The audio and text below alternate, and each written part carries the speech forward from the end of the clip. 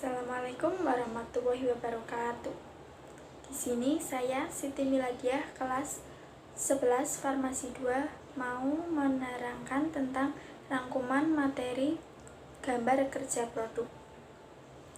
Nah, gambar kerja produk ini ternyata banyak orang tahu tentang macam alat komunikasi.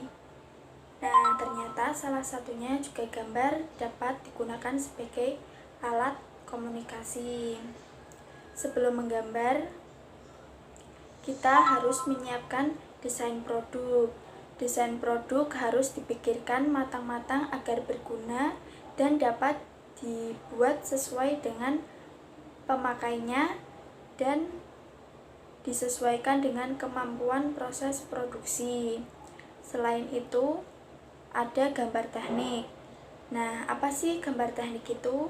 Gambar teknik itu adalah alat untuk menyatukan ide atau gagasan ahli teknik yang disebut bahasa gambar. Nah, bahasa gambar itu harus dijelaskan secara tepat dan objektif agar dapat dimengerti oleh orang lain.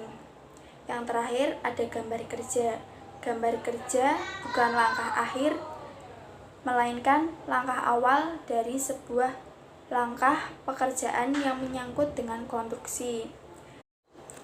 Gambar teknik diklasifikasikan menjadi dua jenis. Apa saja sih? Di sini ada gambar 2 dimensi dan 3 dimensi.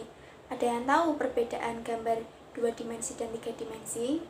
Nah, perbedaannya itu gambar 2 dimensi hanya menampilkan satu bagian dari suatu benda atau permukaan. Nah, kalau gambar 3 dimensi merupakan bentuk asli dari sebuah benda itu sendiri.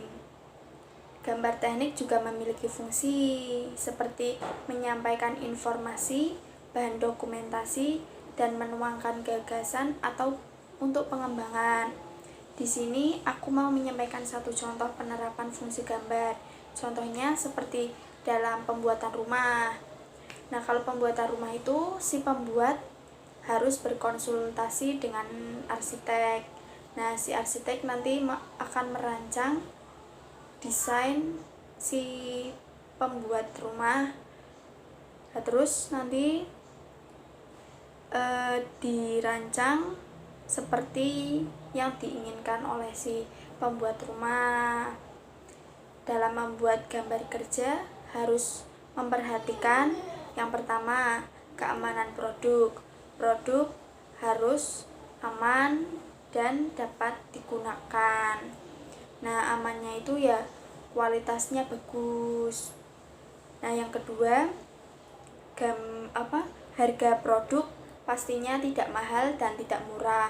Kalau terlalu mahal nanti biaya yang dikeluarkan tambah banyak, sedangkan kebutuhan kan juga banyak kan, nanti pengeluarannya banyak. Terus kalau yang murah, kalau terlalu murah nanti takutnya kualitasnya nggak bagus. Jadi ya yang berkeseimbangan, nggak murah nggak mahal.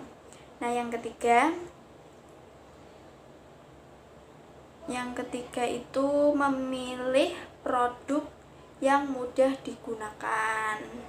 Yang keempat, produk dapat digunakan di mana saja. Yang kelima, bahan baku dapat dibuat. Dan yang terakhir, model atau bentuk harus sesuai dengan masanya. Nah, ternyata bukan hanya untuk alat komunikasi saja. Gambar kerja juga berfungsi untuk menyampaikan informasi, arsip, dokumentasi, arsip perencanaan dan dokumentasi, dan instruksi. Dalam menyampaikan informasi, gambar harus singkat tetapi jelas dan lengkap supaya dapat dipahami oleh pembacanya. Sekian dari saya, kurang lebihnya mohon maaf. Wassalamualaikum warahmatullahi wabarakatuh. Dadah.